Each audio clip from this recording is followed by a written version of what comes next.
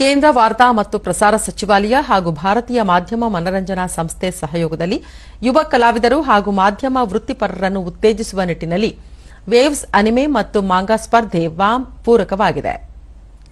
ಪ್ರತಿಭೆಗಳನ್ನು ಪ್ರೋತ್ಸಾಹಿಸುವುದು ಮತ್ತು ಕಲಾವಿದರಿಗೆ ಅವಕಾಶ ನೀಡುವುದು ಸ್ಪರ್ಧೆಯ ಪ್ರಮುಖ ಗುರಿಯಾಗಿದೆ. ಸ್ಪರ್ಧೆ ದೇಶದ ವಿವಿಧ ನಗರಗಳಲ್ಲಿ ನಡೆದಿದ್ದು, ಈ ಬಾರಿ ಚೆನ್ನೈನಲ್ಲಿ ಸ್ಪರ್ಧೆಯನ್ನು ಆಯೋಜಿಸಲಾಗಿತ್ತು. ಇದಲ್ಲದೆ ಗುವಾಹಟಿ, ಕೋಲ್ಕತ್ತಾ, ಭುವನೇಶ್ವರ, ವಾರಾಣಸಿ, ದೆಹಲಿ, ಮುಂಬೈ, ನಾಗ್ಪುರ ಮತ್ತು ಅಹಮದಾಬಾದ್ನಲ್ಲೂ ವಾಮ್ ಸ್ಪರ್ಧೆ ಯಶಸ್ವಿಯಾಗಿ ನಡೆದಿದೆ. ಕ್ರಿಯೇಟ್ ಇನ್ ಇಂಡಿಯಾ ಉಪಕ್ರಮದ ಹಿನ್ನೆಲೆಯಲ್ಲಿ ವೇವ್ಸ್ ಆನಿಮೆ ಮತ್ತು ಮಾಂಗಾ ಸ್ಪರ್ಧೆಯಲ್ಲಿ ಧ್ವನಿ, ನಟನೆ ಸೇರಿದಂತೆ ವಿವಿಧ ವಿಭಾಗಗಳಲ್ಲಿ 90ಕ್ಕೂ ಹೆಚ್ಚು ಸ್ಪರ್ಧಿಗಳು ತಮಿಳುನಾಡು, ಪುದುಚೇರಿ ಸೇರಿದಂತೆ ವಿವಿಧ ಭಾಗಗಳಿಂದ ಸ್ಪರ್ಧಿಸಿದ್ದರು. ಧ್ವನಿ ಅಭಿನಯದಲ್ಲಿ ರಹೀಜಾ, ಮಾಂಗಾದಲ್ಲಿ ಹ್ಯಾರಿಸ್ ರಾಜ್ ಎಸ್, ಬಾಲಗುರುಮೂರ್ತಿ, ಆನಿಮೆನಲ್ಲಿ ಜ್ಞಾನಶೇಖರ್ ಎಸ್ ವಿಕ್ರಮ್ ಗೆಲುವು ಸಾಧಿಸಿದ್ದಾರೆ.